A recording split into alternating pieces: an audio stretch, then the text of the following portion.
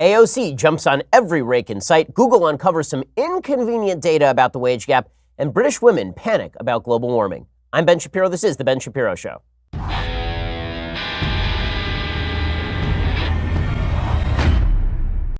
This is the beautiful thing about the woke narrative.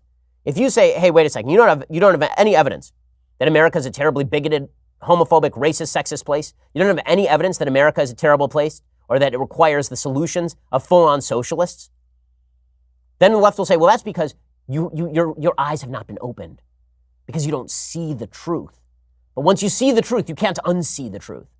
And this is how you end up with the ridiculous spectacle, the ridiculous, insane spectacle of Brie Larson, an actress who does not know things, speaking at the Women in Film Festival about her new movie, Captain Marvel. Now, the execs over at Disney have just got to be beside themselves, because it turns out that a lot of the people who like to go watch comic book movies are young men. And Captain Marvel was already a little bit outside the box in the sense that it is a female superhero. Now, young men will go see a female superhero. They will. Wonder Woman made a boatload of money at the box office.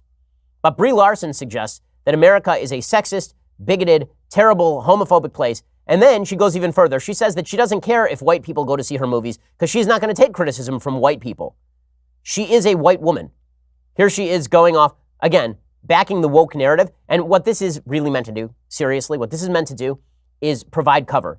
Because for people who are at least half clever, if they understand that the media is willing to provide cover for anyone who echoes the woke narrative, then the best thing to do is to echo the woke narrative, right? That way, if your movie is a bomb and it sucks, then they can just blame all of those terrible, no good, very bad boys.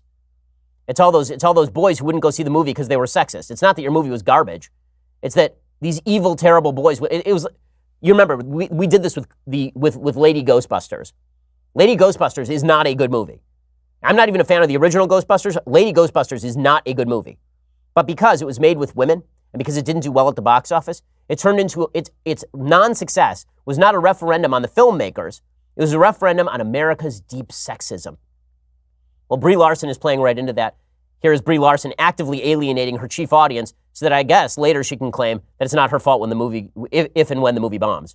Our industry has gone through a major growth. We are expanding to make films that better reflect the people that buy movie tickets, but they are not allowed enough chances to read public discourse on these films by the people that these films were made for. I do not need a 40-year-old white dude to tell me what didn't work for him about A Wrinkle in Time.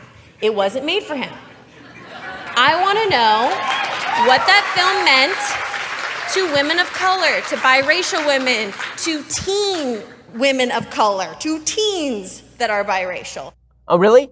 Who does she think buys tickets in this country? Does she think that that when Disney sunk $100 million into A Wrinkle in Time, that they were looking to actively alienate 40-year-old men, who, by the way, who do you think is bringing their daughters to these movies? It's a bunch of 40-year-old guys. And when I'm 40, my daughter is going to be 10. Okay, I'm going to be the one bringing her to movies with people like Brie Larson. Does she actually think that alienating people like me is going to be big box office? Of course not. She knows that. She's not completely dumb. But she also knows that the media are now going to lay the groundwork for the failure of her film. So if her film falls apart, if it's just a mediocrity, it's going to turn into America's a deeply terrible place. Now, what's hilariously unfalsifiable about this is that if Black Panther does unbelievable business, that is not proof that America is not racist. America is still racist even if Black Panther does a bajillion at the box office and gets nominated for Best Picture despite being, in my opinion, the fourth best comic book movie of the last year. America's still racist even if Black Panther does well. But if Captain Marvel fails, it'll be because of American sexism. Therefore, we need more women empowerment. Therefore, AOC. That's how this math works. It's ridiculous. It's insipid. America's a pretty wonderful place. And ignorance it should not be excused simply because the ignorant tend to support the woke narrative.